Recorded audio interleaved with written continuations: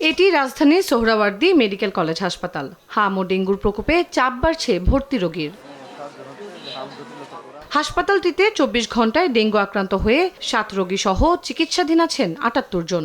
রোগীদের নিবিড় পর্যবেক্ষণের জন্য ডেডিকেটেড করা হয়েছে আলাদা পুরুষ ও মহিলা ওয়ার্ড।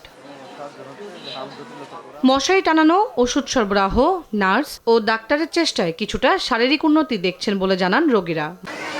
এখন শরীরের অবস্থা একটু ভালো গেছে, আগে অসুস্থ বেশি ছিলাম। স্বাভাবিকভাবে যে ট্রিটমেন্টগুলো দিচ্ছে এখন মনে করেন আরও চলমান আছে, আরও স্যালাইন লাগবে। প্রথমে যখন দেখছিলাম তখন তো রোগীর সেভিয়ার অবস্থা ছিল, অনেক বাজে অবস্থা ছিল। এখন আস্তে আস্তে ইনক্রিজ করতেছে, ভালো হচ্ছে, হেলথ কন্ডিশন ভালো হচ্ছে। এদিকে হাম আক্রান্ত রোগীর সংখ্যা অনেকটাই কমেছে এই হাসপাতালে। একদিনে হাম আক্রান্ত হয়ে ৫ জন সহ ভর্তি আছেন ৪২ রোগী।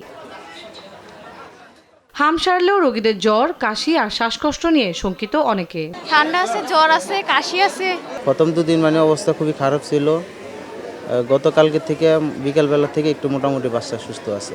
হাম মোকাবেলায় সরকার দ্রুত টিকাদান কর্মসূচি সফল করলেও এখনও নিয়ন্ত্রণে আসেনি সংক্রমণ ও মৃত্যু। চলতি বছরে হাম ও ডেঙ্গু আক্রান্ত হয়ে সারা দেশে প্রাণ গেছে ৮৯০ জনের। তন্দ্রা তারণ্য, দেশ টিভি, ঢাকা।